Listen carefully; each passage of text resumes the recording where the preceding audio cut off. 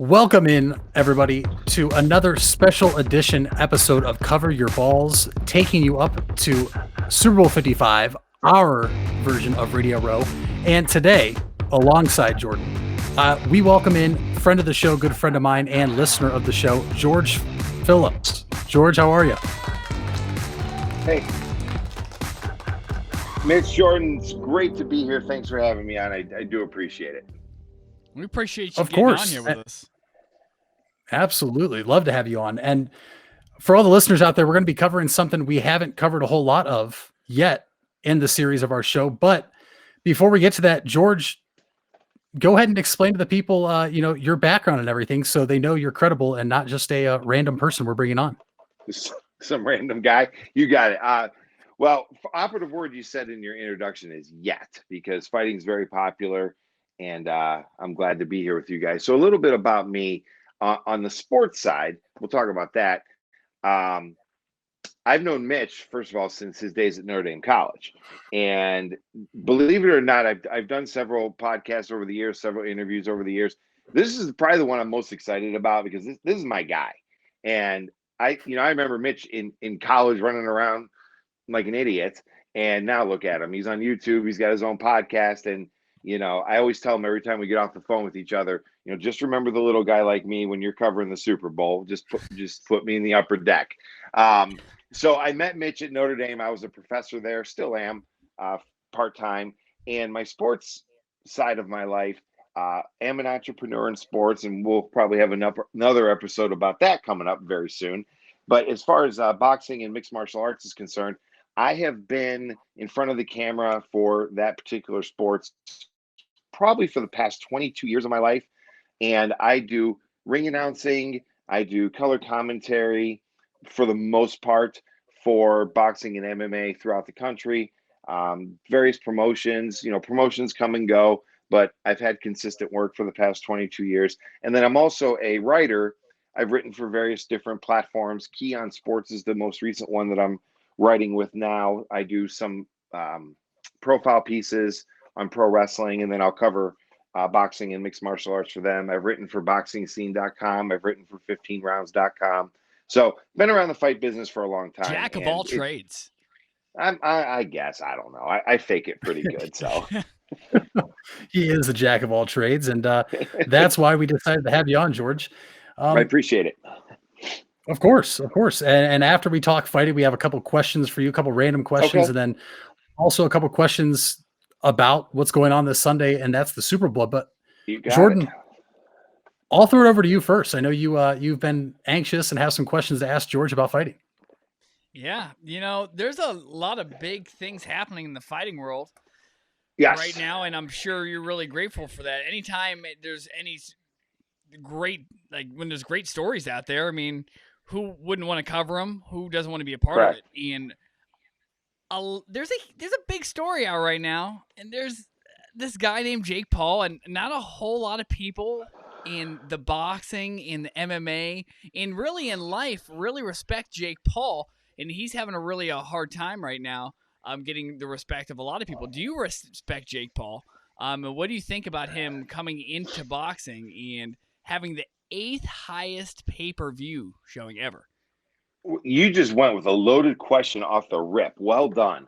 I kind of have mixed thoughts on it. I'm a purist in both sports, and because I've been around it so long, and I've seen guys come and go. I fight for the wrong reasons and not be successful. I've seen guys not properly prepare and then get into the cage or the ring, and it's nothing what they expected. I respect anyone that has the guts to climb into the ring. I respect anyone that's got the guts to go into a cage, because one of the most amusing things of being a boxing and then mixed martial arts announcer is sitting cage side listening to armchair quarterback chastise somebody who's in that cage or in that ring when they're not. Jake Paul, everybody's got the right to fight. Everybody's got the right to train. If he's doing it for the right reasons, then I'm all for it. If it's a dog and pony show to promote something else in his life, or promote other things that he does and uses boxing as a platform, not necessarily the big fan of it, because to me that takes away the purity of the sport. Now, if he is legitimately into the sport, he wants to train, he's doing everything correctly, training, nutrition, fighting, level guys to build his record and stuff like that, then, God bless the guy. I hope he wins a world title. But I worry that because of the COVID and because everything's been shut down for so long, and sports are just ramping up, especially combat sports at the regional and local levels, I just don't want to see this turn into a circus show. Boxing's got enough of a black eye over the years with various things that have occurred. I don't want to see it get another one because of it. But if he's in it for the right reasons and he truly wants to be a professional boxer, operative word professional, and that's the way you conduct yourself in and out of the ring, then I'm absolutely all for it. You answered that as well as anybody could have, seeing as how I asked like 7 different questions within one question. Yeah, this is it. Mitch, I don't know how you feel about Jake Paul, but I love it just because it makes the sport more exciting. Anything that makes any major sport more exciting, I'm here for, as long as it's inside the rules and it's, like you said, George, not putting another black eye on an already kind of black from past incidents. Yeah, and then just to kind of piggyback on that, he's had some fights, so he's getting his credibility. Some former NFL player today called out Deontay Wilder. Like, come on, dude. You wouldn't last 30 seconds with Deontay Wilder. Okay? I mean, Tyson Fury had a heck of a time with him the first time that they fought. Yeah, he did. And just because you're big and strong, you think you're gonna, get in there and fight Deontay Wilder, you're crazy. That's the stuff that I don't like. But if Jake Paul wants to fight him, or exhibition style boxing, even to where it's not as dangerous, I guess, kind of like how Tyson and Holyfield did it, fine. It's good for the sport. It's pay-per-view buys, and at the end of the day, it draws revenue and people watch it, so why not do it? Yeah, absolutely. For sure. And so, George, I'll ask you this, because if you Google Jake Paul calls out, Jake Paul has a history of calling out multiple fighters through different age groups. How do you feel about him calling out, Conor McGregor and Floyd Mayweather? We'll just start there. I mean, he's called out plenty of others. And you said if he's in it for the right reason, then it's fine. But is he trying to bite off too much right now? I think, well, first of all, you break that down into two separate answers. Number one, the Floyd Mayweather thing, that would be, I would think, an exhibition fight. Mayweather he wants to protect that undefeated record that he has. So after he fought his last actual sanctioned fight, he's been doing fights over in Japan and different things like that, to where they wear a little bit heavier gloves and it doesn't count on your record, win or lose. That would probably be that type of fight with him. Now, if for some reason Mayweather decides to make this a real fight, it's over. Mayweather will, just tattoo him with jabs for 12 rounds and forget about it. The Conor McGregor, that could be different. Probably be an exhibition, I would think, but maybe not. Maybe it'll be an actual sanctioned 6-round or 8-round fight, or 10-round perhaps at most. That could be a little more interesting, because the transition, you see a lot of guys go from boxing to MMA or MMA to boxing, and very rarely are they ultra successful. I see it even at the regional level with guys that I've seen fight at like the Arnold Sports Classic, which I do every year. You see guys go back and forth, and some are very successful. There's a guy named Travis Davis, for example. He is a fighter out of Columbus. He's got a very good professional record as a mixed martial artist, and he's got a very good professional record as a boxer, and he's fought legitimate competition in both sports. He actually could potentially win 2 titles at the same time. A lot of other guys, though, have that difficulty with that transition, especially when it comes to footwork And just there's different things with boxing than there is with MMA and vice versa. Boxing is very much like chess. You have to, in a millisecond, think 5 steps ahead of what your opponent's going to do if you throw this punch. Mixed martial arts is an art form. Jiu-jitsu or Muay Thai or whatever discipline you fight at, whether it's your stand-up game or your ground game, is again an art form. So you'd have to really be careful with a guy like Mr. Paul, because he's not that experienced in either one yet. So that brings me to this question with this fight coming up in April. I think it's April 17th, Ben Askren and Jake Paul. Ben Askren is not a striker at all. He's a world-class wrestler. And Correct. you just painted how different the two truly are. Does Jake Paul have a chance in this fight? Everybody has a chance. Buster Douglas had a chance. Yeah.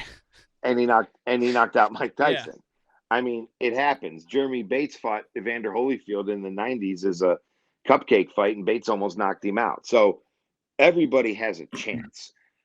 That fight will be interesting because it depends on the fight that is fought. If I was, say, training either one of those fighters, I would tell Jake Paul, use your reach and keep him away from you, and just make it an ugly, boring fight, jab him to death, and move around the ring.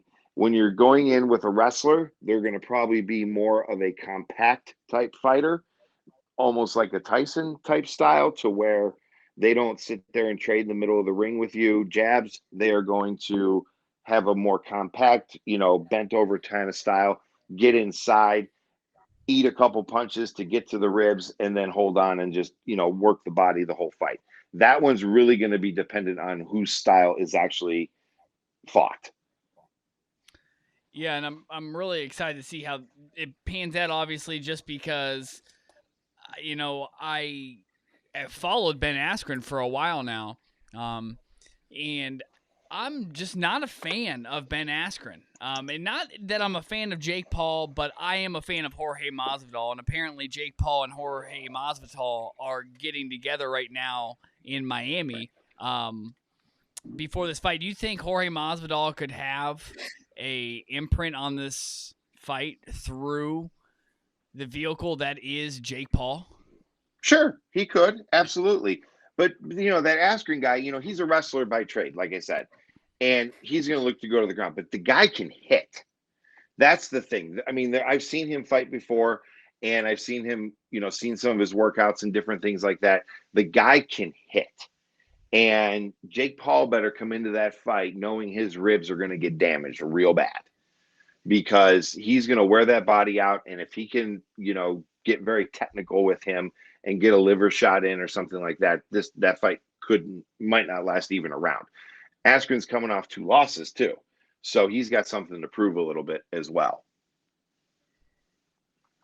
Yeah, do you know what the purse is for that at all? I know that when they both interviewed with Ariel Helwani the other day, and they didn't disclose the purses. What do you think they are? About just under $1 million? Because he was putting a $50 million purse on if he fought McGregor. So do you think Ben Askren's getting paid probably more than he would in the UFC? Depends. There's a difference between purse and what you take home.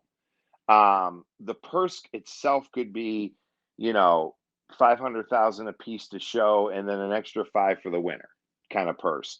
But then, are they getting pieces of the pay-per-view buys? Are they getting sponsorship money? UFC is relatively strict with sponsorships now since their deal with Reebok. But obviously, since this isn't a UFC fight, these guys could make more in sponsorships than even in the fight itself. All the stuff they can put on their shoes and their trunks and their walkout gear and different things like that. Put it this way, it's enough money for both of them to get in the ring, and it's also enough money for a legitimate UFC fighter to kind of put that reputation on the line and do something outside of UFC. Yeah, and they're both great shit talkers too, so I'm sure that it will seem like an eternity until April 17th. because there's going to be Yeah, a lot said between. I'm sorry. Go ahead. No, that type of talk sells tickets. I've seen fighters literally at weigh-ins, and it's the funniest thing in the world. I've done fights in the past, and these two guys are fighting. They're talking literally just in the corner, having a normal, casual conversation. And one time I overheard one fighter say, "Hey, listen, when they turn the cameras on for the weigh-in, I'm going to get in your face and I'm going to scream all this stuff, and you just fire back at me because it'll get people juiced up and it might sell a couple more tickets." It's like pro wrestling. It cracks me up. That's awesome. I'm a fan of it. I'm here for it. Me too. I think I am too, and I'm not that big into fighting yet. I'm going to be. But George, you had mentioned something about, when we were talking about the differences and UFC came up. Before we see Jake Paul fight, we're going to see Stipe go back to defend his heavyweight title against Francis. I don't want to butcher his last name. But on Saturday, on March 27th. So what do you think Stipe is in a good spot to defend his belt, or does Francis have a chance of upsetting Stipe? If Francis can catch him, he'll get him. But I think Stipe, one of the things I love about Stipe, and it's not because he's from Eastlake and lives in Independence and still works a full-time job. He's a throwback fighter, in my opinion. Back in the day, back in the 30s and the 40s and the 50s, you fought, you fought, you trained hard, you worked your other job, and you went home to your family. And that's what he does. You never hear a bad thing about him. You never hear him popping off. He's just a good old school fighter. And I had the privilege of announcing Stipe when he was coming up. In the amateur and early professional MMA, and actually when he fought a couple amateur boxing matches just to work on his striking, I got to announce him. And literally the guy has not changed from when he was fighting at NAAFS Fight Night in the Flats, 15 years ago, to the biggest stage of them all. The guy literally has not changed. And some people argue Anderson Silva, some people argue Nate Diaz and some of those guys. But to me, Stipe's the best that's ever walked into the octagon. He's defended his title more than any other heavyweight. He's beaten the best. He's avenged losses. And truthfully, I'm a little biased with this one, but I think Stipe retains. I personally think he's got one or two more left in him, and then he's going to call it a career because he's smart enough to get out. Well, he's smart enough to get out on top with all his faculties. Nothing else to prove at all. Yeah, nothing. No, nothing. And all. I just love how, I watched a couple fights ago. He was doing his, in-ring interview after the fight, and guy said, "What's next?" He goes, "Oh, I got to work on Monday." Mm-hmm. Like, who says that? He's the UFC heavyweight champion of the world, and he's got to go to work Monday. And you know what? He went to work, and that's what I love about him. Too often, especially our youth, they get wrapped up in athletes that maybe aren't necessarily the best examples to look up to.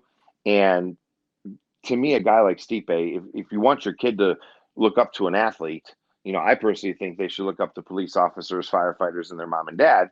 But if you're going to look up to an athlete, Stipe's the guy to do it. He's just a good person all around.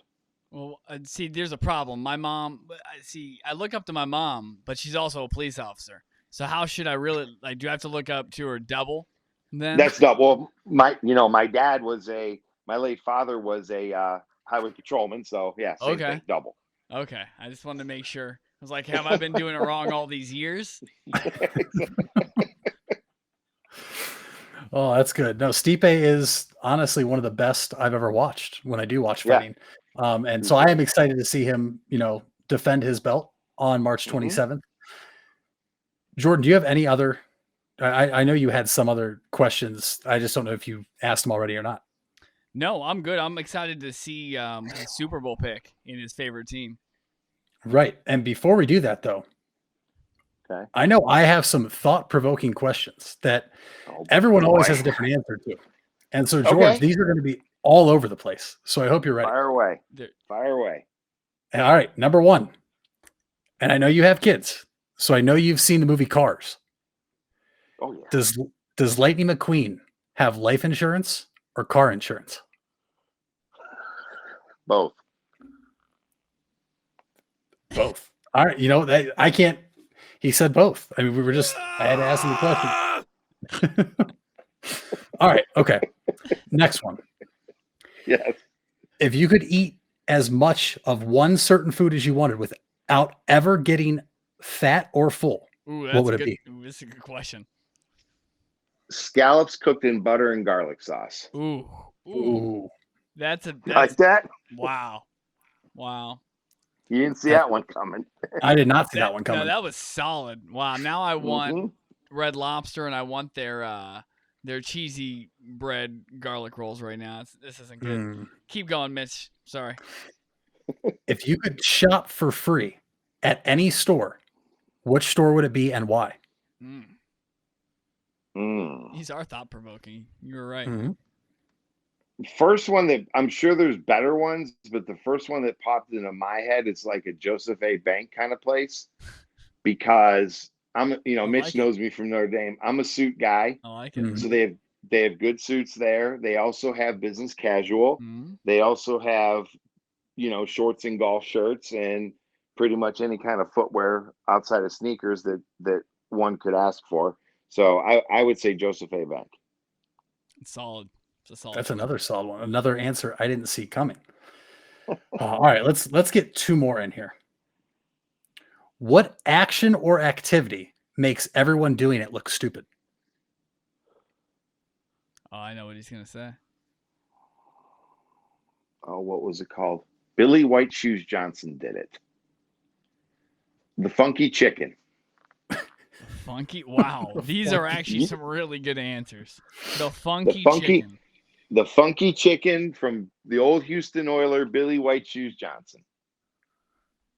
Oh my gosh. Wow, That's a Google. For that is it.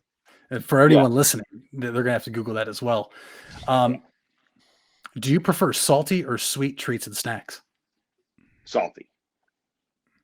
Oof. All right, what's your favorite salty snack? I would say either regular old school Cheetos or Cool Ranch Doritos. Ooh, two very exceptional answers there, Yes. for sure. And one more. I have so many. Let's throw. I'm These gonna are throw this fun. one at you. Keep firing yeah. these. These are good. All right, this one's a long one. But if you could make Okay. any small animal as large as a cow, which animal would you pick? Oh wow. Any small animal as large as a cow, what would you pick? I'd say a squirrel. That would be terrifying. Yes. One, it would be terrifying. Two, it would be funny. Terrifying. Can you imagine Three- rolling up a tree? Three, remember Professor Jurgensen from Notre Dame, Mitch? Oh yes. She's obsessed with squirrels. And I have a peanut little thing in my front yard that I watch. I literally, because I work from home now, I watch these squirrels all day, just going up and down and grabbing their peanuts and hiding them in the yard. And yes, I'm showing my age because that entertains me. But yeah, I would say squirrel. It'd just be funny. Yeah, that'd be terrifying. That would be terrifying for sure. All right. Well, if George, if you're liking these, I got some more I can ask you. Let's go. It's up to you. These are fun. All right. These Okay. are fun. Come on. If your pet could talk, if you have a pet, what would it say to you? Pretty good one. I'm trying to maintain my professionalism, so it would probably tell me to go do something to myself. We have a dog. We have two dogs, Norman and Dory. Dory's a spaz, and Norman, and we didn't name them. They were adopted, and they kind of told us don't change their names because they were a little bit older dogs when we got them, so they were used to it. But Norman is a American Bulldog Shar-Pei mix, and he's an ass. He likes his people, and that's it. And I could see him just having a foul mouth, to be honest with you. I get dirty looks from him when I'm eating something and don't give it to him. But yeah, that would be Norman. He'd just cuss. All right. Would you rather the aliens make first contact, the aliens that make first contact be robotic or organic? Organic. I want to see the little gray guy come off the spaceship. That'd be cool. Yeah, assuming that's what they are. Yeah. All right, not like Independence Day, but Independence Day. Oh my gosh. Do you believe in aliens, or is there other forms of life out there that we don't know about? You know what? I have to say yes, because the ego of Earth, I mean, when you think about it, we live in one singular galaxy in a universe that pretty much has an infinite amount of galaxies made up of an infinite amount of stars and various other things. So in the grand scheme of all of it, we're literally a grain of sand on the beach. And when you look at it that way, to think that we're the only life form, to me, it's almost impossible to say that there's nothing else out there. Now, what it is or how it looks or whatever, or our perception of quote life could be different, but I do think there's something else out there. Guys, if you're tuning in, we just transitioned into the Joe Rogan podcast. We are now there. That is the level we're on right now, and it's a level I love it. Mitch, what website are you on for these? Oh, I'm just on a bunch of different ones. I have 3 different tabs open. I'm just randomly scrolling, and whatever I stop on, I got it. So we'll ask one more, and then we'll get to the Super Bowl questions, as this is for Radio Row up to Super Bowl 55. So let's go with, as a method of transportation, would you rather have a donkey or a giraffe? Wow. I'm going to say giraffe just to watch people's faces. Donkey would probably be more practical, but sure. I'm picturing myself with, my boxing announcer gear on and my microphone and sitting on top of a giraffe going to a fight. Like, come on, talk about entrance music. Let's go. Donkey would be more practical, but I'm going to go with giraffe. Life's too short. Absolutely. I would go draft too. Jordan, I don't know what you do. I'd go draft. So, all right, George, let's move over to a few Super Bowl questions. Okay. And before we even get to the Super Bowl, some background info. Who's your favorite team in the NFL? If I had to pick one, I'd say Cleveland Browns. Growing up in Cleveland, living in Cleveland my whole life. The next part of the answer is not going to be ultra popular. My whole family is from the Wheeling, West Virginia, Pittsburgh area. So kind of grew up watching the Steelers as well. But as a team, I would say the Browns. But the older that I get and the more deep that I'm involved in sports now in my life, I'm more a fan of a person or a system. Like, I have a ton of respect for the Alabama Crimson Tide. And it's not because they win national championships, day in and day out or whatever, but I like how Saban does things. He has a system. Mac Jones leaves, the next quarterback's going to step in with pretty much, you're not going to miss a step. So I'm more of a fan of how teams are run. I watch how teams are run. And, like, for example, the Patriots, obviously they had not a great season this year, but Kraft he runs a good organization. The Steelers run a good organization. The Browns run a good organization. So I kind of look at it that way as well, as far as like which teams I want to see do well. But as a pure just fan, of course, the Browns. And I think the Browns are a couple years away from going to the dance. And I hope so, because it would just be fantastic.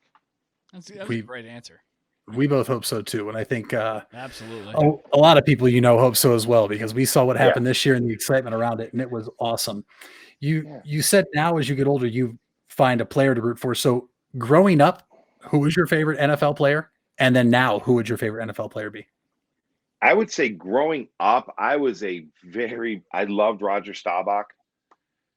Growing up, that shows my age a little bit. I don't really remember him too much. I mean, he retired in '80. I was 6 when he retired, so I remember him, um, vaguely. But as a kid, I really liked Staubach.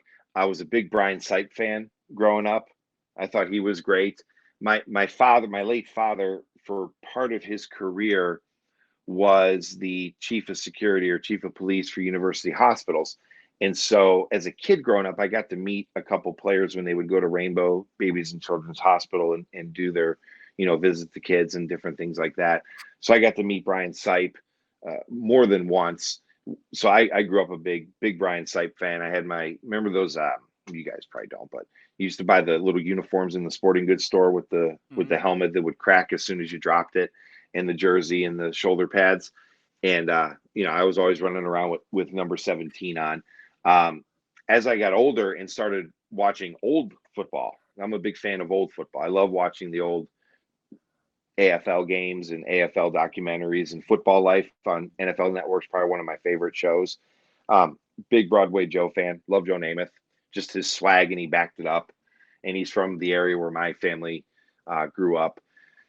Nowadays, as a 46-year-old guy, Tom Brady's a god to me. I mean, I was in college relatively the same time he was when you think about that. You hear So that, Mitch? I'd say Brady. Keep going, George. You're on a roll. Yeah, Brady was in college. Brady's 2 years younger than me, 3 years younger than me. So I didn't graduate in 4 years, but what should have been my senior year, I think was his freshman year. So to put that into context, and I can't even walk up and down the steps, and he's playing in the Super Bowl, to me commands a little bit of kudos there. I enjoy watching Patrick Mahomes as well. Just, he's kind of changing the game. The game has changed a lot since, back in my day to now. It's more of a passing offense than a running offense. And the fact that the back from the Titans ran for 2,000 yards in a passing dominated NFL, that's very impressive. So, when I turn on the football on Sundays, obviously it's the Browns. And then I just like watching good games, and I like watching the good stories that unfold. A lot of these players have good stories, like Alex Smith. I turned on a random Redskins game, and I'm not gonna lie to you, I got choked up watching him come out, and for what he went through, and that leg injury. And a lot of people don't realize how severe that leg injury was unless you follow sports. A lot of people, oh my God, he's hurt, he's out for the season. Okay, we'll see him next season. They go on with their day. But I mean, he did his rehab at a military facility because his injury was very similar to getting hit with an IED in war. And the fact that he can come back from that and play in an NFL game, regardless if he threw 6 picks or 6 touchdowns, ultra impressive. So that's kind of how I look at sports nowadays. 100% agree with you there on that take with Alex Smith. I am in full agreement with you there. And you said Tom Brady, and you also mentioned Patrick Mahomes, George. So that brings us to the big game this weekend, Super Bowl 55 in Tampa, Florida. Who do you like? Do you like the Chiefs or the Bucs? Let's put it this way. If I was a betting man, I would not bet the game, because this thing could go. It's so hard to predict the game. I personally would like to see Tampa Bay win, just to prove the naysayers wrong a little bit. I love Patrick Mahomes, and Travis Kelce. He's a Cleveland guy. I mean, but these guys got a few more miles left in the gas tank. They're going to be back probably more than once. But Tom Brady left New England for probably reasons we'll never know. But Tom Brady left New England. He went to Tampa Bay, and immediately people were saying he's not going to be able to win without Bill Belichick. He's not going to be able to win without New England. He's too old. He can't go down there and take that team to the Super Bowl. There's no way.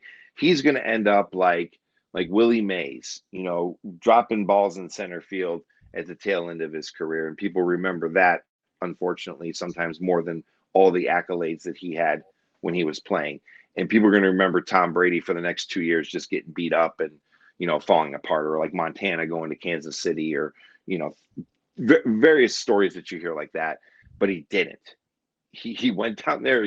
Gronk followed him. That's his the Batman and Robin, those two, and they're going to Super Bowl. And it's almost like just saying, hey, I can do this with or without the Patriots. I can do this with or without Bill Belichick, and I'd like to see him win. And you really don't, in today's society, you're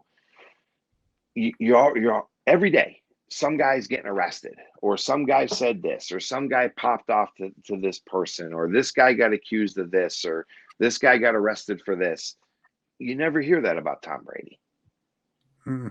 You don't, and if he does do things, then his people sure do a hell of a job at covering it up. But, he seems like a nice guy. He seems like a good family man. You never hear about him getting in trouble. You never hear him with drugs or alcohol or anything that's not, societal, morally correct. The guy plays football and goes home to his family. Like, you can't ask for more than that. Well, the guy when his mom goes back to Antonio Brown. Remember, Antonio Brown's at his house. Just doesn't go back to his family. Yeah. It goes back to right home to Antonio Brown. right. But I'm sorry. I don't know. I like the guy.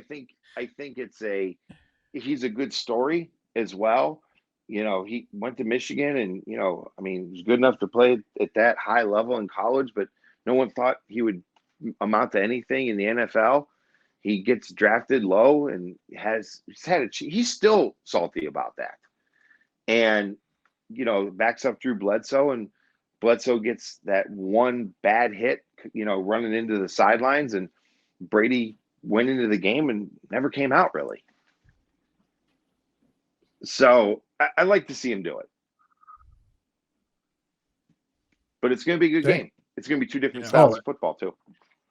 I agree. I think it will be a good game, and I think Vegas agrees with that as well, with the 3-point spread in favor of Kansas City. Jordan, do you have anything left for George? No, nothing but thank you for coming on. We haven't had. Sure. You are a true expert, so to get some MMA information out to everybody that listens so they can follow along with this. I mean, it's going to be something to really watch the next couple months. It's going to be fun with Jake Paul. It's going to be fun. It'll be fun. And it's going to get better when the world opens up again. For sure.